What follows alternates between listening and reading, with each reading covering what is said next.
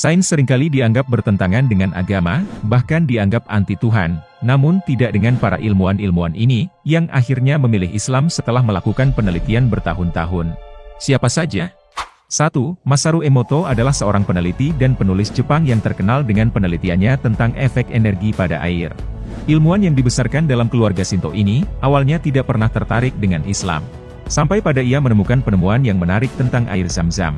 Awalnya, Emoto kesulitan mengkristalkan air Zam-Zam, namun, setelah mencairkannya 1000 kali dan mencampurnya dengan air suling, ia berhasil mendapatkan kristal unik dengan 2 struktur bertingkat.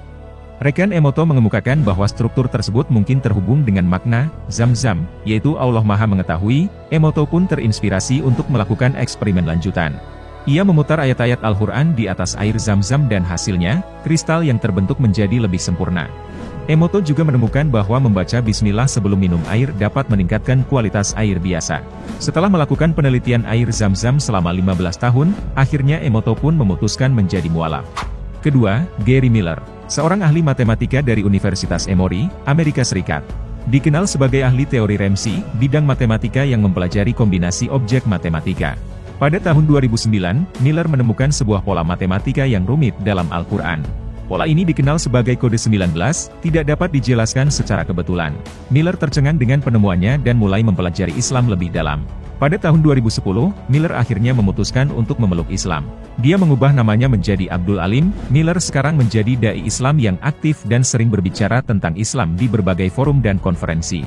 Ketiga, Jeffrey Lang, adalah seorang ahli fisika dan matematika ternama dari Amerika Serikat. Ia mempelajari berbagai bukti ilmiah tentang keberadaan Tuhan. Dia menemukan bahwa bukti-bukti tersebut menunjukkan bahwa Tuhan itu Esa dan Maha Kuasa. Hal ini membuatnya yakin bahwa Islam adalah agama yang benar. Dia kemudian memeluk Islam dan menjadi salah satu dai Islam ternama di Amerika Serikat.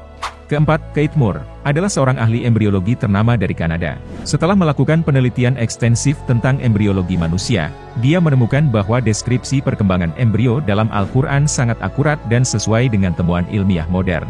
Hal tersebut membuatnya yakin bahwa Al-Quran adalah firman Tuhan. Dia kemudian menulis buku terkenal berjudul, The Developing Human, Clinically Oriented Embryology, yang memuat banyak ayat Al-Quran tentang embriologi. Kelima, Maurice Bucaille. Maurice Bucaille adalah seorang ahli bedah dan ahli urologi ternama dari Perancis. Awalnya, dia adalah seorang ateis. Namun, setelah mempelajari Al-Quran dan melakukan penelitian ilmiah tentang Al-Quran, dia menemukan banyak fakta ilmiah yang akurat dalam kitab suci tersebut. Dia kemudian menulis buku terkenal berjudul, The Bible, The Quran and Science. Lalu setelah itu ia menjadi mualaf.